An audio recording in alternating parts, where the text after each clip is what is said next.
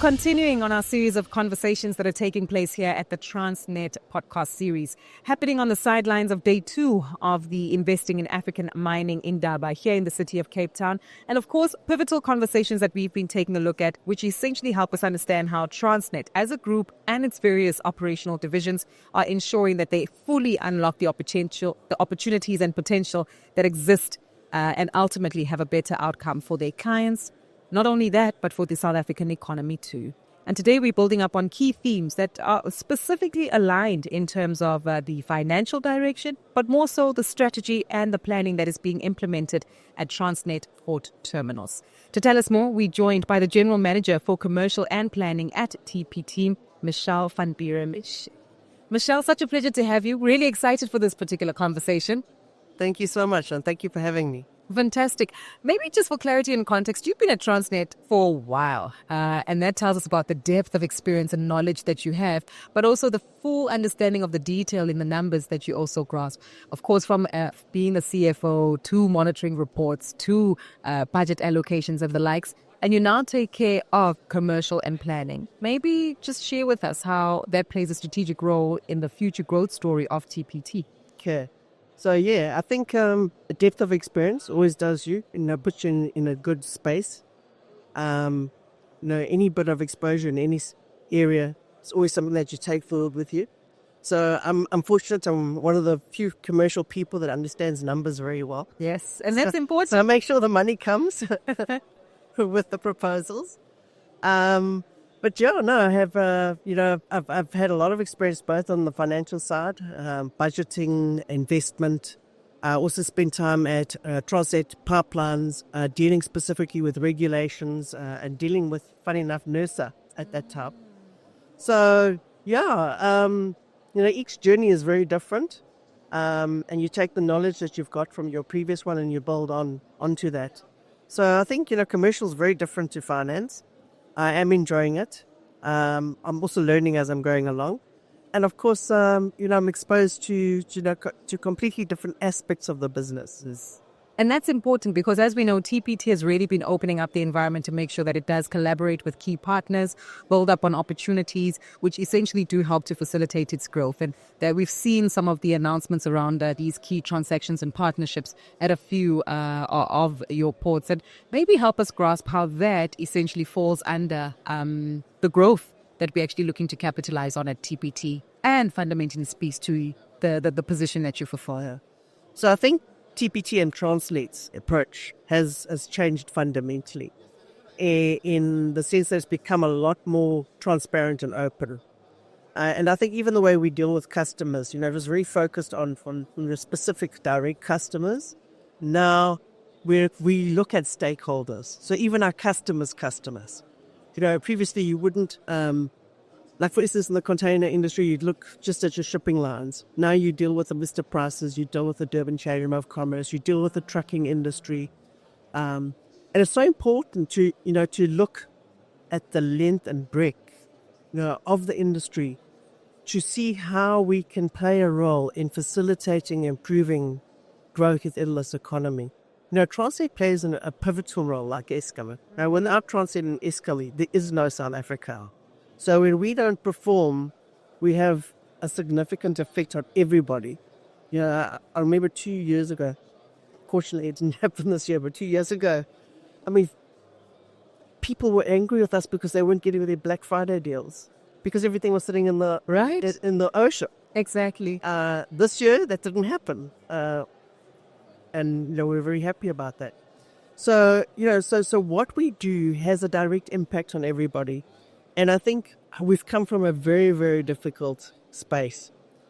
And I think what we came to appreciate is by being open and honest and engaging and looking for, solutions together and trying to problem solve together. And I think, that takes, it's a different way of dealing with things and not being arrogant, but trying to find solutions together and also making the others understand where we're coming from, and that also gets patience and buy-in from other people. That's not to say that we can't perform. Yes, but we certainly get support and assistance, and we've had some amazing assistance. We've we've got customers that have helped us secure equipment in our container space. We're doing the same in our bulk environment. And the advantage is we're getting it faster and more economically, than if we went through our lengthy processes. Yes. And there's a lot of goodwill there. Nothing's ever perfect, but I think definitely making, a substantial difference, and we're moving in the right direction. Gotcha. And this is important because it almost speaks to 4 fundamental pillars that we've heard throughout the series of this conversation in terms of making sure that you meet your customers' needs and collaborate with them. We ensure that we increase our tonnage, both at the ports as well as on the freight side, but also understanding how this really does unlock a lot of value by having Transnet and its various operational divisions bring in a sense of corporatization and increased structure that does enhance performance. Given that you have worn the numbers hat, but you're also wearing the commercialization as well as the planning hat, help us understand how this does align. The improvements in terms of bringing on new collaborators, speaking to commercialization of the business, and that translating to the financial viability that we're trying to attract. Yeah. So it brings in a more holistic approach. So the finance side of things is very money focused, counting the costs, very much cost focused. And sometimes you've got to realize that you've got to spend to get, So you can't be so cost focused that you stifle growth. So you've got to balance the two and make sure that you strip out waste, but you spend wisely. And I think also generally finance focus is risk averse. Whereas if you want to grow and develop your business, you've got to be willing to take a little bit more risk.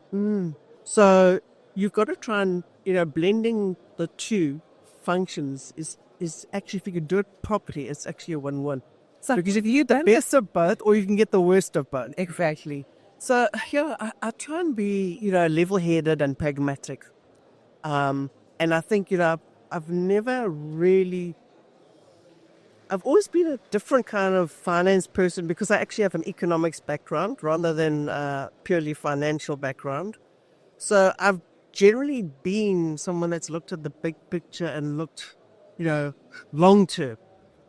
And I think that's also helped me blend pretty well, with the current role, being on the commercial side and looking forward into the future and being more strategically focused.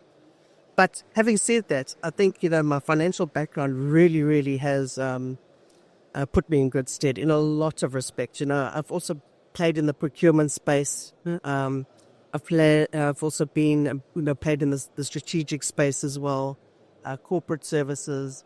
And, my financial background's always, it's always been there for everything. So no one can pull the wool over your eyes when it comes to the numbers, clearly. Which is why you're in the role that you serve. And maybe for the benefit of those who are listening right now as key stakeholders, help us understand, since the appointment that's taken place in this role, what key initiatives or even investments and partnerships have you explored at TPT to make sure that there's a diversity and growth within the division? Okay. So,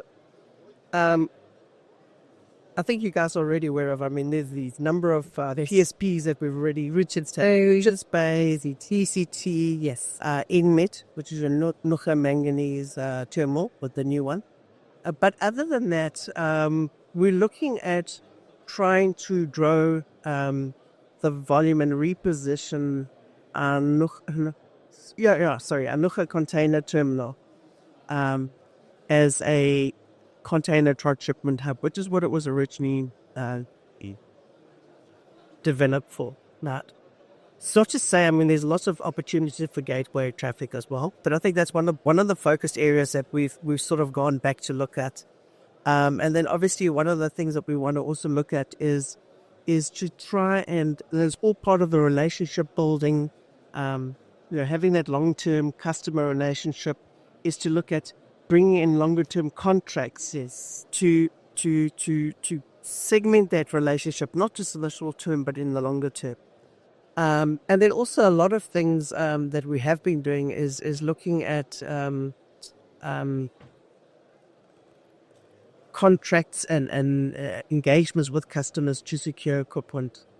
Again, we've also looked at some smaller smaller, almost, it's not quite partnerships, but initiatives, working together with customers on some quayside operations, back of ports. So basically anything and everything that will give us an opportunity to expand our business, going to new areas that we're not very familiar with. But we've also realized that we need to grow and diversify. Yes. And that's the only way you're going to play a role in the future. And also, we have ambitions of moving beyond South Africa. And if you're going to do that, you need to be able to play in those other spaces as well. Exactly. And, so we are trying to harness our skills to do just that. Exactly. And that speaks to the planning, which falls under your portfolio. You mentioned equipment, and perhaps I have a threefold question that I'd like to expand on it here. We've got many customers and potential clients who are listening to this conversation and will view this here at the Mining Indaba. And I'm keen to understand on the equipment, maybe you could give us some insight as to how this fast tracks the delivery for your customers, proves to be a lot more efficient in terms of the running of operations, but also speaks to scalability in terms of the expansions that we'd like to explore at TPT. Okay. So in terms of equipment, one of our biggest challenges has been shortage of equipment, right? And there's been a lot of catching up that we've needed to do in terms of replenishing the equipment in our container sector as well as our bulk, specifically our iron ore, our manganese bulk, and Port Elizabeth, as well as Richards Bay, and even the break bulk terminals to some extent. One way of doing it is being to partner with customers to some extent, and bring in equipment. We've brought in callers and trailers at DCT. We've brought in some reach stackers. We've also looked at bringing in probably potentially some other equipment across the various container terminals. But over and above that, what we've also done, which is fairly new and is still fairly early, is long-term OEM, which is original equipment manufacturer contracts. And those long-term contracts, I think, are about 10-year contracts.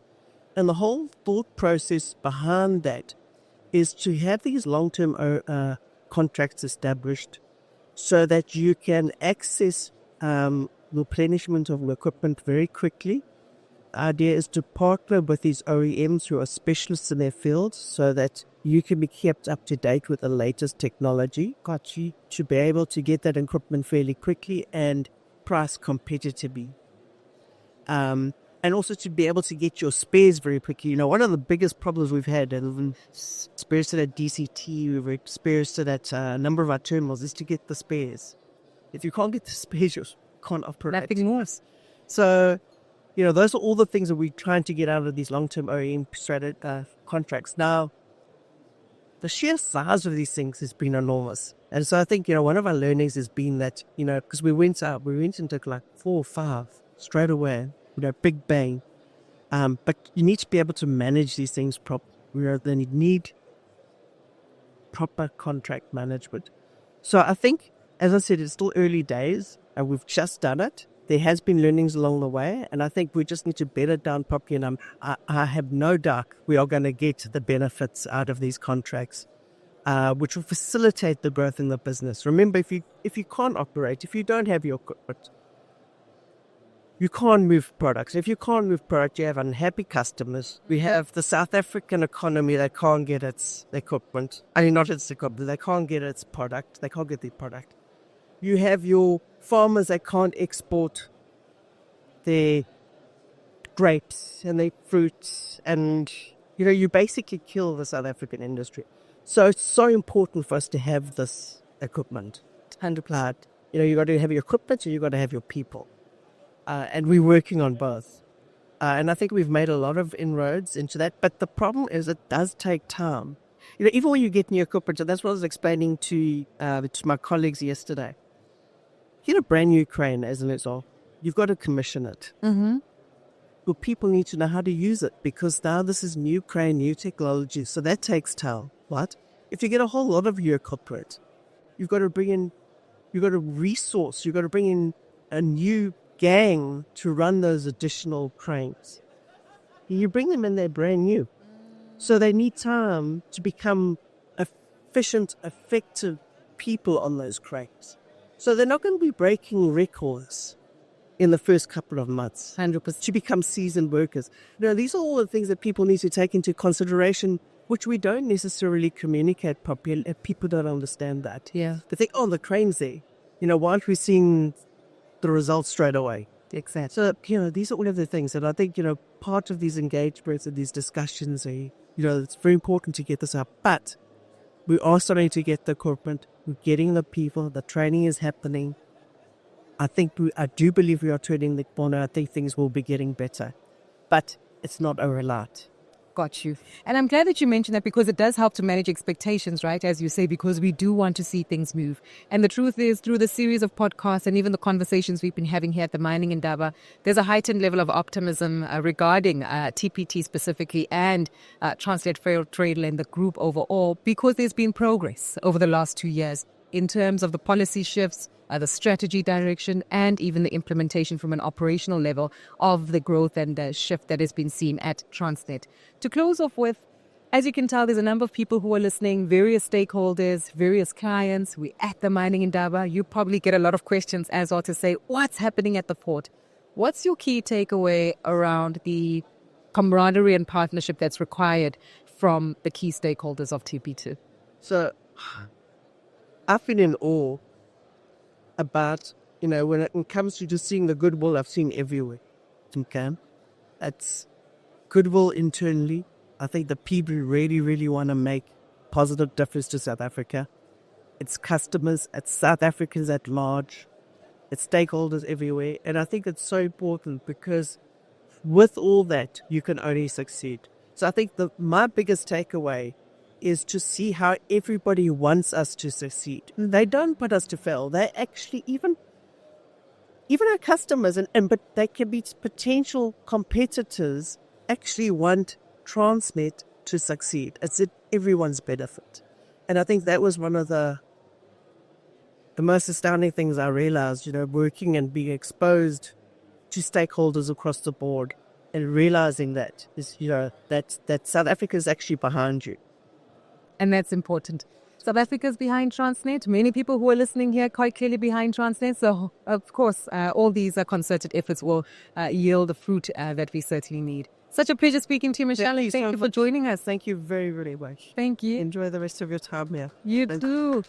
And thank you to all of you listening, and of course participants who have been joining us for our Transnet podcast series. Our conversation just wrapped up with the General Manager for Commercialization and Planning at Transnet Port Terminals, Michelle Van Buren-Schele. Thank you so much.